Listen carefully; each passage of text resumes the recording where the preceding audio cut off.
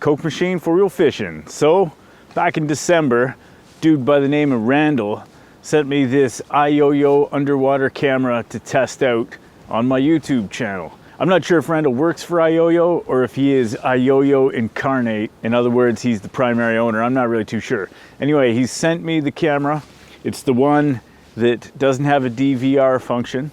I'll tell you straight up, what I like about the camera right off the bat is that it's very compact. It all fits into that little case and it's light. The battery's light and you can get it around easily. You can fit it into a bag easily.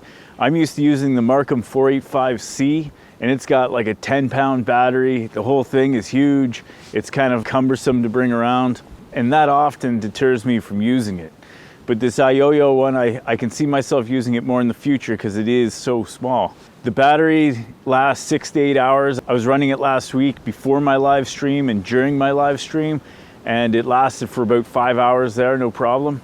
The wiring takes a second to figure out, but they've got good instructions on how to do it. But like the LED plugs into the battery pack in a separate plug from the camera. And that's sort of unique because in my Markham 485C, the battery just plugs into the whole unit and the LED light works as a part of that. It's not a big deal, it's all good. It's got a thin wire and it goes about 30 feet down, which is fine. It's on a nice little spool with a nice little piece of Velcro, and that makes it pretty easy to wind up and wind down as you're going. Now with any underwater camera, it helps to have a camera panner, but there are ways around it. You can use a coat hanger, or in my case, I used a tripod. With any of these underwater cameras, it always takes a second to figure out where your lure is. My advice is put on the biggest, most flashiest lure you got, and then slowly adjust it around until you find it. Now, one thing the Eyoyo camera does have that I really liked is it's got this little ring that allows you to put it around the wire so that you can tilt the camera down. Now with the Markham 485C, I had to rig up a MacGyver style rig with some wires to get the camera to tilt down. Otherwise it just sits completely flat, and if you're down at the bottom and you want to see your lure, you have to be more or less right on level with your lure and you only get the view that's right there. But if you're able to tilt it down like you can do with the Eyoyo here, then you can get a bit wider of a view around where your lure is and see fish coming in and whatnot. I find that really handy, and I found it really handy that Eyoyo had thought of that and set it up so you could rig it like that. That's great. One thing that's set up with the camera, which is kind of neat, but I don't think I will ever use, is you can actually set it up so you can put a hook on the camera, and it comes with this bobber and everything so you can rig it up. It could be something neat for the kids, you know. I cannot see myself making use of that.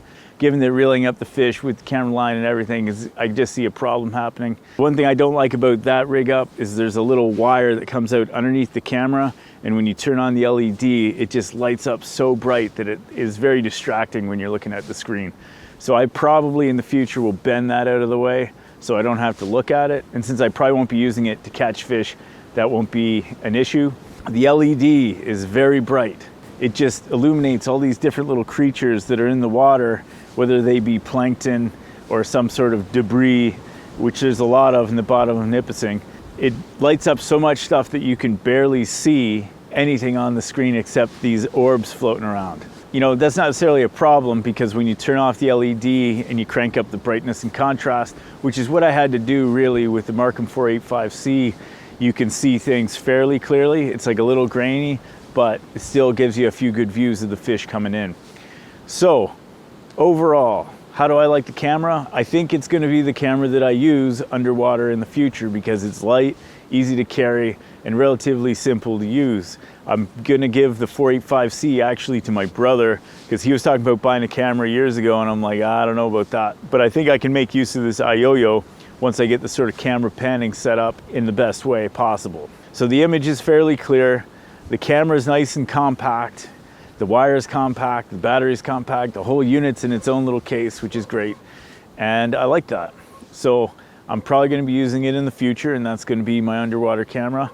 So thanks a lot, Eyoyo, for sending it to me. I don't think I'm ever going to use the catch a fish with it function, but you know, maybe that's something someone else would enjoy. It doesn't have the DVR, so I can't record directly from the camera, but you know, I could turn my camera onto the camera if something comes up. Like I caught a pike looking at my lure the other day, and I just put my camera on there and got a view of it. Overall, I'd say, you know, for the price that it goes for, which I think it's on sale right now for like 167 bucks, I think it's a pretty good deal given the fact that I probably spent almost 700 bucks for my Markham 485C. It was years ago. It's not worth that now, but it was years ago when I bought it. It's a pretty good deal. Is it hardy? I don't know. I haven't used it for that long. It seems to be pretty hardy, and it's in a pretty solid case as well. So I'm hoping it's going to last a while. I know there's lots of Eyoyo people out there who seem to like it, so I may join their ranks in the future. I seem to enjoy it. Now there's a link below if you want to check out this camera, and I think there's some sort of affiliate link that if you do buy it that I do get a couple shekels. That's my pros and cons for that particular camera. I like it. It's light, it's small, it's compact, and that really solves a lot of the problems that I had with the Markham 485C. Check it out. Nice to talk to you guys. Thanks a lot, Randall. And we'll check you guys in the future.